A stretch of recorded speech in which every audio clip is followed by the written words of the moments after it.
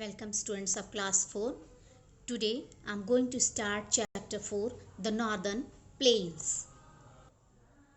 So students, the northern plains are located to the south of the northern mountains. The northern mountains you learned in the previous chapter. The northern plains lie in the south of the Himalayas. As I am telling you that to the south of the Himalayas, this plain is lying. They stretch from Punjab in the west. In west side, it starts from Punjab to Assam in the east, and it is stretched to Assam. From Punjab to Assam in east side. They cover the states of Punjab, Haryana, Uttar Pradesh, Bihar, West Bengal and parts of Assam. They cover means these states lie in the northern plains. These plains are formed by the deposition of fine sand and soil brought by the rivers from the Himalayas. In previous chapter you learned that many rivers are originating in the northern mountains and they flow towards the low area, towards the low region. So which region is the low region? The northern plains. This is the region. So they come to the south, to the northern plains, and with them they bring fine sand and soil. The particles of sand and soil, and they deposit where? In the northern plains. So that plain is formed by the deposition of sand, fine sand and soil.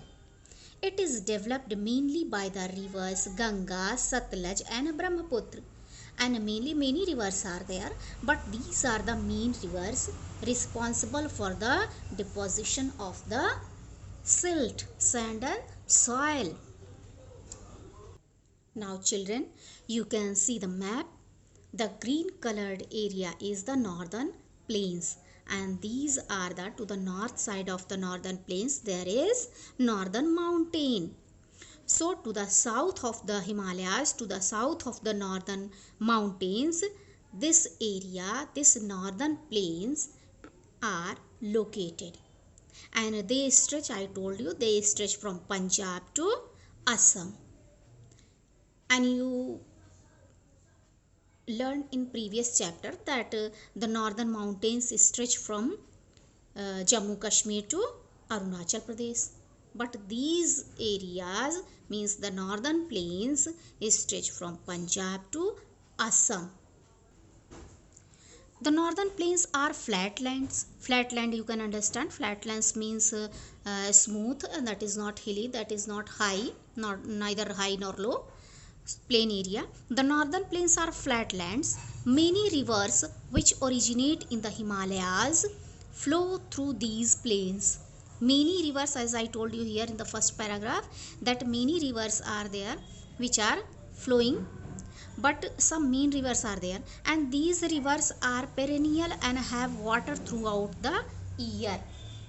So perennial you can understand means present at all seasons of the year. Water is present in these rivers through the year and in good volume. So that is called perennial. They also bring down silt which makes the land rich and fertile. So they are perennial. These rivers are perennial and have water throughout the years.